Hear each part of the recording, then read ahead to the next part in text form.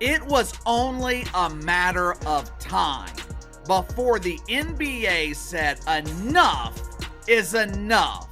This should have happened years ago. NBA owners are furious as they watch their investment go further in the red, with a staggering $40 million loss projected for 2024, one of the largest losses in history, and the league's financial future hanging by a thread despite record-breaking viewership and the Caitlin Clark effect. Yes, and it's also, the twofold part of it is, this is a league that's historically lost the NBA money and lost everyone money that's a part of it. That's why salaries are low. However, before we break it down, please remember to subscribe to the channel. Are you ready to go? The players themselves are also on the verge of revolting and opting out of their collective bargaining agreement. If a new deal isn't reached by the end of 2025, there might not even be a 2026 season. Is this the beginning of the end for women's professional basketball in America? When you're investing millions and millions of dollars into a dump, and not once have you seen a return on that investment, not once have you received a dividend. The foundation of women's professional basketball in America is being shaken by a paradox. On the one hand, we've witnessed record-breaking attendance, crowded arenas, and a spike in item sales. The WNBA recently had its most-watched season ever, so why are NBA owners furious? The WNBA is predicted to lose an astounding $40 million in the 2024 season, despite the league's apparent success.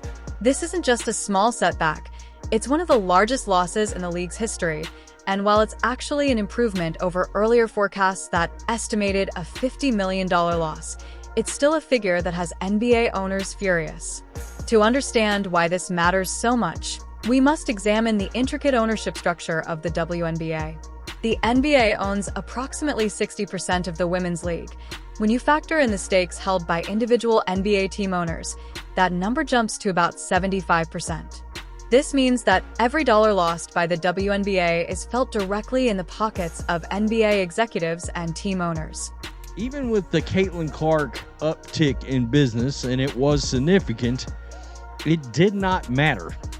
The WNBA is set to lose $40 million this season, for this prior season, and NBA investors are actually starting to get irritated. It is evident that these investors are frustrated.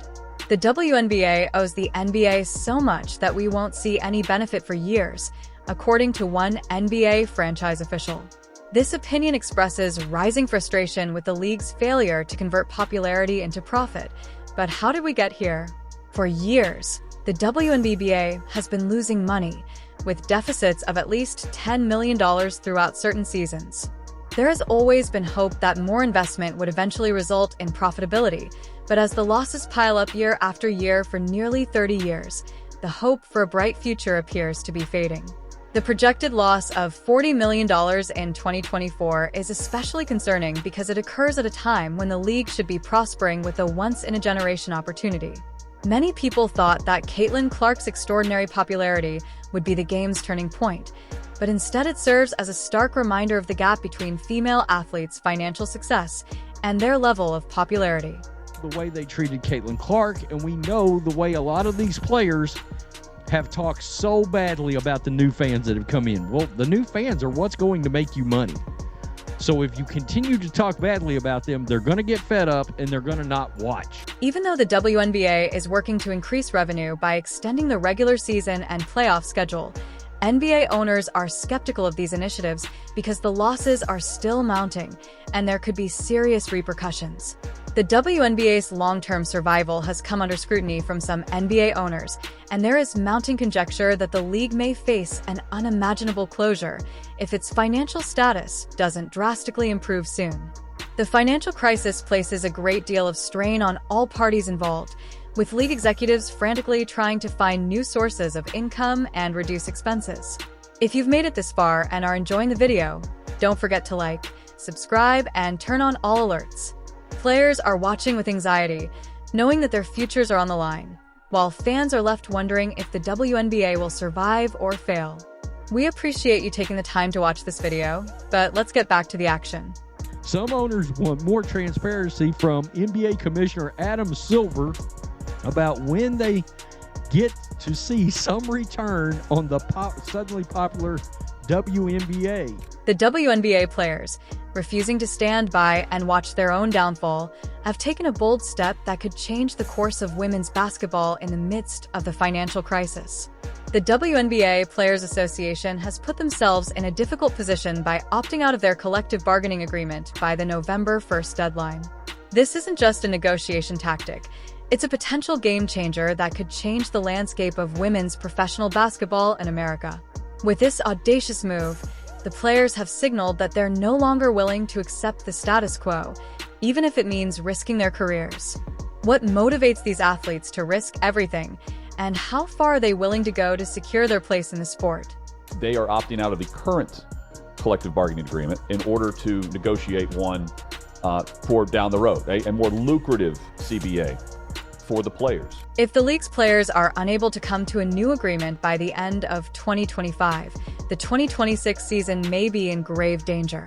The ramifications of this choice are extensive and might be disastrous.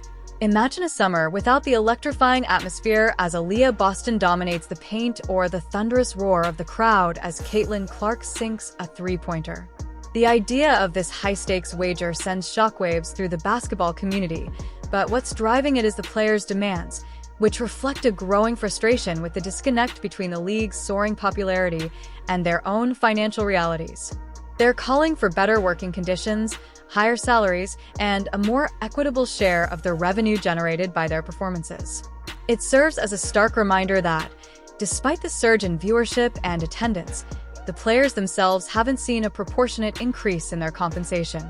The league, however, finds itself in a precarious position with projected losses of $40 million in 2024.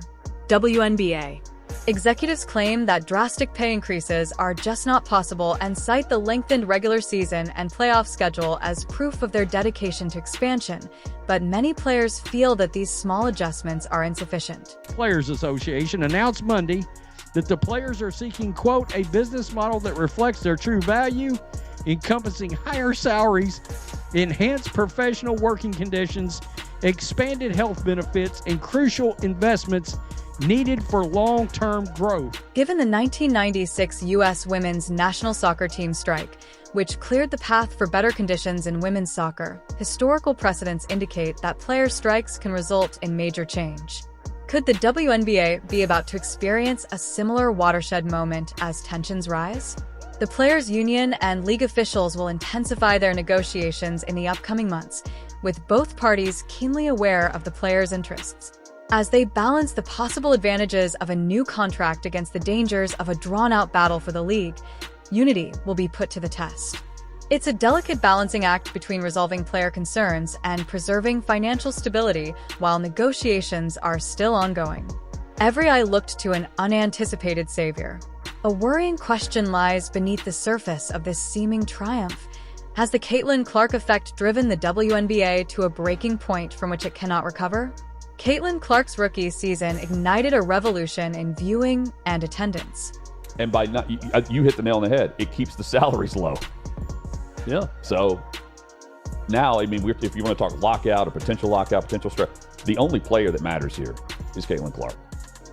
And if she wants to sit out on behalf of the WNBA PA, well, they're going to have to do a lot more to stand up for her than what they've done. The figures demonstrate an unparalleled level of success.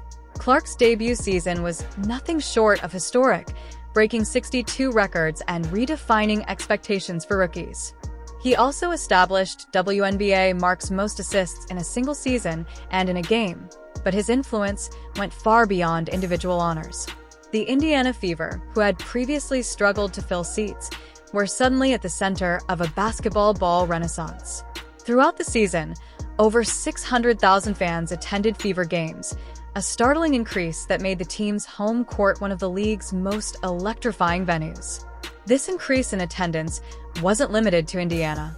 Fans anxious to see the phenomenon firsthand flocked to stadiums throughout the nation when Clark was on the court, forcing some opponents to reserve larger venues whenever the Fever was in town.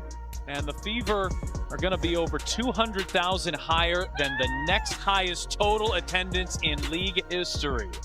Clarkonomics, my friend! Regular season games averaged 1.2 million people, a huge increase from the 440,000 viewers of the previous year, as television ratings reached all-time highs.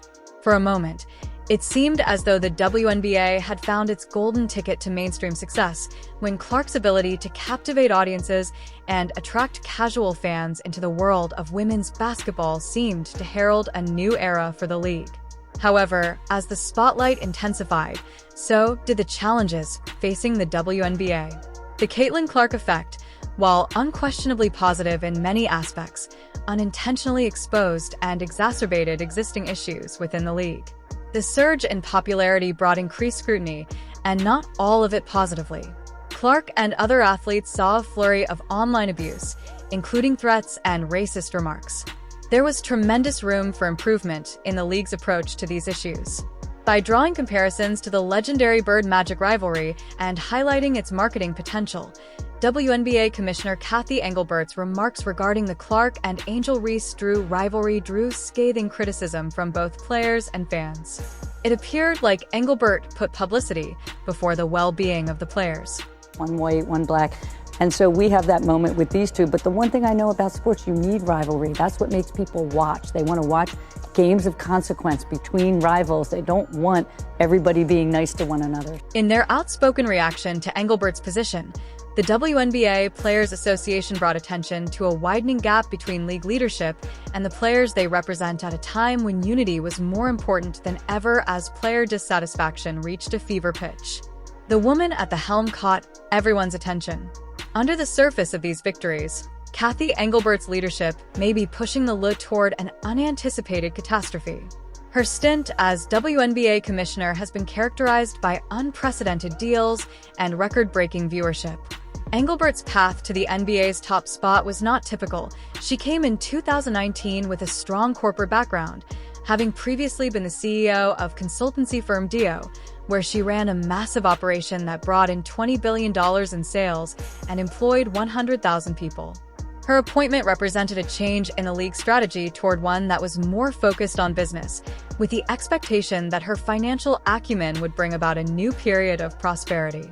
It's a balance, but certainly from a marketing dollars, but corporate partners are stepping up to endorse these players much more so than they were 5 years ago because they see the benefit of having. At first, Engelbert's influence appeared to be overwhelmingly positive. She oversaw a historic 11-year, $2.2 billion media rights agreement that was scheduled to begin in 2026 and promised to greatly increase the league's revenue and exposure, potentially changing the financial landscape of women's basketball. However, as the league faced more complex challenges, her leadership flaws became apparent.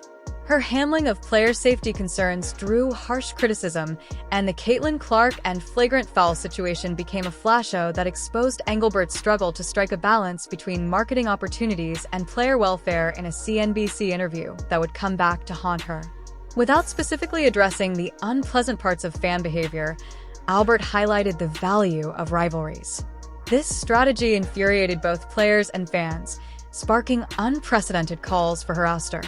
One of the league's biggest stars, Breanna Stewart, publicly chastised Albert, saying, "We wish Kathy had used her platform in a different way."